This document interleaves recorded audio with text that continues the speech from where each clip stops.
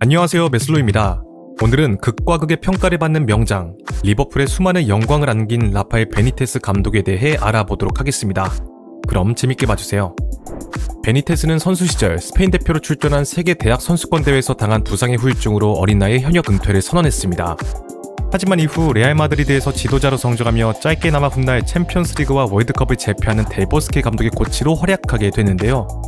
그러나 델보스케가 떠난 뒤 후임으로 온 로맨티시스트 성향의 발다노 감독과의 철학 차이로 갈등을 겪으며 B팀 감독으로 밀려나고 말았습니다. 발다노의 경우 개인의 재능을 중시하며 선수들에게 자유로운 플레이를 독려하는 스타일이었지만 베니테스는 전술적 질서와 팀 구조를 더 중시하는 인물이었기 때문이었는데요. 이 시기에 베니테스의 철저한 분석, 조직적인 수비, 전술 이행력을 핵심으로 삼는 지도 철학이 확립되었다고 할 수 있었습니다. 또한 선수들과 감정적으로 교류하기보단 이들의 전술 수행을 위한 하나의 수단으로 바라보는 성향도 이 시기부터 뚜렷해졌다고 할 수 있죠. 자, 이후 그는 테네리페를 거쳐 발렌시아 감독으로 부임해 진가를 발휘하면서 단숨에 유럽 전역에 주목을 받는 감독으로 부상했습니다. 그러자 잉글랜드의 리버풀이 그에게 관심을 보였는데요. 그렇게 2004년 이베리아 반도에서 또 다른 성과를 낸 무리뉴가 첼시로 향한 가운데 베니테스는 리버풀의 감독으로 부임하며 이들의 라이벌 서사가 시작되었습니다. 당시 리버풀은 전임 감독인 제라르 울리에 감독이 수비 조직력을 잘 갖춰놓은 팀이었습니다. 이는 사키즘의 영향을 받은 베니테스의 수비 전술이 자리잡기 좋은 토양이었는데요. 그리고 그는 선수들의 즉흥적인 플레이보단 조직적이고 계산된 움직임을 강조하며 제라르의 활동 범위마저 축소하기까지 하며 팀 전술의 틀을 맞추려 했습니다. 그렇게 리버풀은 훨씬 더 조직적이고 구조가 명확히 잡힌 팀으로 변모하게 되죠. 이외에도 베니테스는 잦은 로테이션 시스템을 가동했는데 첫 시즌 장기 레이스인 리그에서 아쉬운 성적을 내면서 이에 대해 많은 비판을 받았지만 챔피언스리그 무대에서 성과를 내면서 그의 로테이션 방식을 지지하는 목소리도 점차 늘어났습니다. 자, 객관적인 전력이 앞서는 팀을 상대로 수비적인 경기를 펼쳐 했던 토너먼트 단판전은 베니테스의 성향이 딱 들어맞는 경기였습니다. 결과적으로 03-04 시즌에 전력이 한층 우위인 상대들을 하나둘 잡아내며 이스탄불의 기적이라 불리는 챔피언스리그 우승을 달성하게 되죠. 그러나 항상 연구하고 통제하는 데 집착하던 베니테스가 결승전에서만큼은 질 수 없는 혼돈의 상황 속에서 득점을 거둬 승리를 거뒀다는 점은 아이러니한 부분이었습니다. 이렇듯 그의 경직된 전술, 빅매치에만 지나치게 힘을 쏟는 습관은 리버풀을 어느 순간 의적풀로 불리게 만들었고 리그 우승 경쟁에서 항상 아쉬움을 남겼는데요. 그리고 베니테스는 모든 상황에 대해 지시를 내리는 데 집착했으면서도 정작 공격을 펼칠 때 정체성이 불분명했습니다. 제토라인에 의존하게 된 것도 이러한 이유였다고 할 수 있었죠. 따라서 지나친 통제와 공격 전술의 부재, 선수들과의 거리감은 점차 한계로 지적되었습니다. 결국 여러가지 문제로 팀 내 분위기가 악화된 끝에 090 시즌 리그 7위란 실망스러운 결과를 끝으로 베니테스와 리버풀은 결별을 택했습니다. 그리고 불과 일주일 만에 무리뉴의 후임으로 인텔에 부임했지만 무리뉴가 남긴 팀을 대대적으로 바꾸려다 실패하며 반시즌 만에 경질되고 말았는데요.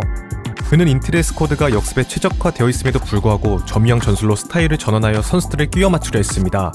이로 인해 마이콘 에투 등 역습에 특화된 선수들을 제대로 활용하지 못해 공격 전개 속도가 느려졌다는 비판을 받기도 했죠.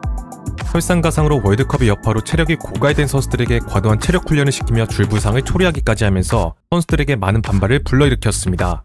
그렇게 선수단에게 지지를 받지 못하며 반시즌 만에 성적 부진으로 경질되고 만 것인데요. 이후 인테르를 떠난 베니테스는 한동안 현장을 떠나 시간을 보냈습니다. 그러다가 2012년 11월 뜬금없이 첼시의 소방수로 부임하게 되죠. 당시 베니테스에 대한 악명이 자자했던 터라 그는 부임 직후서부터 팬들에게 팀을 떠나란 끊임없는 비난을 받았습니다. 그리고 부임 초 리그에서의 성적이 좋지 않자 팬들은 리그 우승을 포기한 감독이라며 그를 용서하지 않았는데요. 결과적으로 제자 토레스의 폼을 잠시나마 회복시켜 리그 3위 안착해 챔스권 수성에 성공하고 유로파리그 우승이란 굵직한 성과도 이룩하면서 소방수 역할을 톡톡히 했습니다. 이처럼 재기에 성공한 베니테스는 2013년 여름 수많은 러브콜을 뒤로하고 나폴리의 새 감독으로 부임했습니다. 이는 지난 세리아 무대에서의 실패를 만회하겠다는 그의 의지가 담긴 선택이었죠. 그는 구단의 전폭적인 지원 속에서 레알 3인방을 비롯해 조르지뉴, 메르텐스 등 다수의 핵심 자원들을 영입하며 팀의 체질 개선에 나섰습니다. 그러나 결론적으로 나폴리에서의 성적은 절반의 성공으로 평가받고 있는데요. 코파 이탈리아 우승과 챔피언스리그 진출이란 분명 성과를 거뒀지만 챔피언스리그에서의 부진, 리그에서의 기복 있는 경기력 등은 그 성과를 빗바르게 만들었습니다. 그리고 2015년 여름 베니테스는 나폴리의 재계약 제안에도 불구하고 여러가지 이유로 팀을 떠난다며 작별을 고하게 되죠. 그런데 얼마 뒤 안첼로티의 후임으로 레알의 감독으로 부임하면서 나폴리 팬들로부터 원성을 샀습니다. 나폴리 선수들 역시 공개적으로 비판하고 나섰는데요. 그의 전술로 뛰는 것은 전혀 즐겁지 않았다. 베니테스가 자기가 원하는 대로만 모든 것이 돌아가길 원했다는 평이 줄을 이뤘는데 선수 개인보다 전술을 우선시하는 그의 고질적인 문제가 고쳐지지 않았음을 알 수 있는 대목이었습니다. 자, 자신이 지도자 커리어를 시작했던 레알의 감독으로 복귀한 베니테스는 지난 수년간 이 순간을 기다려왔다며 기쁨을 감추지 않았습니다. 그리고 공격적인 균형을 찾을 수 있도록 내 시스템을 조정할 것이라며 공격 축구에 대한 강한 욕심도 감추지 않았는데요. 하지만 여론은 냉담한 태도를 보였습니다. 그가 레알을 재미없고 답답한 팀으로 만들 것이라는 우려가 지배적이었죠. 그리고 이러한 우려는 현실이 되었습니다. 베니테스의 수비적이고 시스템적인 축구는 하메스나 BBC 라인의 동반부진을 불러일으켰습니다. 게다가 선수단과의 끊임없는 마찰을 빚었는데요. 호날두의 말에 따르면 자신을 질책한 것을 넘어 공을 어떻게 차야 하는지부터 드리블까지 모든 걸 가르치려고 들었다고 합니다. 이처럼 팀 내 간판급 스타들에게 호감을 얻길커녕 여러 마찰을 빚고 있으니 팀의 성적이 좋을 리가 없었겠죠. 어쩌면 전임 감독이 안첼로티였던 것이 그에겐 악재로 작용했을 수도 있었습니다. 안첼로티는 전술적인 유연성과 유화적인 리더십으로 슈퍼스타들에게 지지를 받는 감독이었는데요. 그 뒤를 이은 베니테스는 그와 정반대의 성향이었기 때문에 처음부터 선수단 내 신뢰 기반이 매우 약할 수밖에 없었습니다. 설상가상으로 엘클라시코에서의 대패 및 출전 정지를 받은 체리셰프를 구강컵에 출장시켜 몰스페 탈락을 자초하는 치명적인 실수까지 겹치며 선수들에게 신뢰를 완전히 잃어버리게 되죠. 그렇게 2016년 1월 베니테스는 경질되고 말았습니다. 이후에 레알에 지단이 부임하자마자 분위기 반전에 성공하며 순항 행보를 이어나간 것을 보면 베니테스와 선수단의 사이가 얼마나 좋지 않았는지 알 수 있는 부분이었는데요. 자, 이때를 기점으로 베니테스의 주가는 급격히 하락 아니 추락하기 시작했습니다. 얼마 지나지 않아 프리미어리그에서 잔류 경쟁 중이던 뉴캐슬의 소방수로 부임했으나 끝내 2부 강등을 막지 못했는데요. 당시 그는 강등 시 계약을 파기할 수 있는 조항을 계약서에 삽입해뒀지만 팬들의 뜨거운 지지에 감동을 받아 옵션을 행사하지 않고 잔류를 택했습니다. 그리고 뉴캐슬은 베니테스의 지도력 아래 끈끈하게 뭉쳐 단 한 시즌 만에 프리미어리그 재승격이란 성과를 이룩하게 되죠. 오히려 제한된 자원 속에서 그의 실용주의적인 면모가 효과를 발휘했다고 볼 수 있었습니다. 하지만 승격 이후 장기적인 비전 속에서 리그 내에서 확고한 입지를 다지고자 했던 베니테스의 기대와는 다르게 뉴캐슬의 보드지는 공격적인 투자를 꺼려했습니다. 고액 주급자들의 대거 정리에 자금을 마련하고도 메리노, 호셀루, 만큐어 등 무게감이 다소 떨어지는 선수들을 영입하는 데 그쳤는데요. 베니테스가 득점감을 원했던 반면 마이크 애슐리 구단주는 계속해서 25살 이하 선수를 영입해 키운 뒤 이적시킨다는 입장을 고수했습니다. 그렇게 베니테스가 원하는 수준의 선수단이 갖춰지지 않았죠. 따라서 뉴캐슬은 프리미어리그에서 힘겨운 레이스를 이어나갔습니다. 그러자 이런 식이면 베니테스가 팀을 떠날 수도 있다는 예상이 흘러나오기 시작했는데요. 결과적으로 2019년 뉴캐슬은 악조건 속에서 꾸준히 준수한 성적을 냈던 베니테스와 재계약을 맺지 않고 그를 떠나보냈습니다.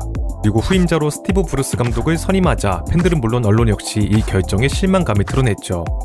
이에 애슐리 구단주는 비난을 의식했는지 뒤늦게 해명에 나섰습니다.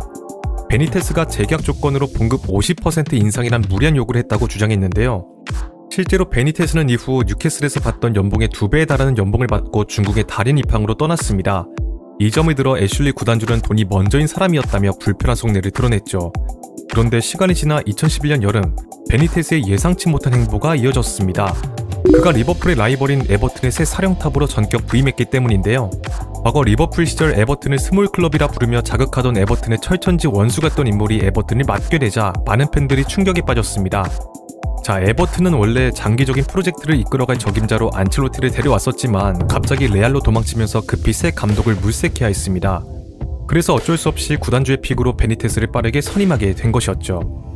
그러나 과거 레알에서 불화를 겪었던 하메스가 그의 부임 소식에 반발해 중동으로 적을 옮기는 등 출발부터 불안한 모습을 보였는데요.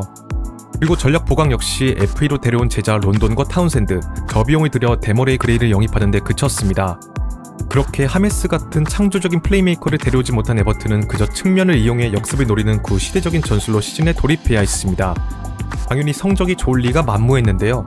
설상가상으로 베니테스는 핵심 수비수인 루카디뉴와 갈등까지 벌였습니다. 그는 팀의 성적 부진 속에서 전술과 선수 기용 방식에 대해 감독에게 불만을 제기한 이후서부터 철저히 배제되기 시작했습니다. 결국 루카디뉴는 겨울 이적 시장을 통해 아스톤빌라로 떠났고 이적 후 한 사람이 구단을 망치고 있다며 베니테스를 공개 저격하기도 했죠. 그런데 루카디뉴가 떠난 며칠 뒤 베니테스는 성적 부진으로 경질되고 말았습니다. 그러자 팬들은 베니테스가 팀을 쑥대밭으로 만들고 떠났다며 분노를 나타냈는데요. 그나마 베니테스가 에버튼에 남긴 유일한 성과라고 하면 앤소니 고든, 브랜스웨이터 같은 어린 유망주를 육성시키고 떠났다는 점이었습니다. 그 그렇게 에버튼을 떠난 베니테스는 오늘날까지도 이전의 명성을 회복하지 못하고 있습니다. 현대 축구와 멀어진 명장이란 인식은 점점 더 굳어지고 있으며 셀타비고를 끝으로 감독 커리어를 이어가지 못하고 있습니다. 비록 말년은 아쉬움이 남았지만 그는 한때 라틴계 선수들을 리버풀에 합류시켜 뻥축구의 이미지가 강하던 리버풀에 현대 축구의 숨결을 불어넣었던 호평을 받았습니다. 지금은 그의 빛이 바랬을지라도 그가 남긴 과거의 가치까지 잊힐 순 없는데요. 자, 여러분들은 오늘 이야기를 들으면서 어떤 생각이 드셨나요? 댓글로 의견을 남겨주시면 감사드리겠습니다. 자, 오늘의 영상은 여기까지입니다. 재밌게 보셨다면 좋아요와 구독을 부탁드리며 다음에는 더 재밌는 컨텐츠로 찾아뵙도록 하겠습니다. 감사합니다.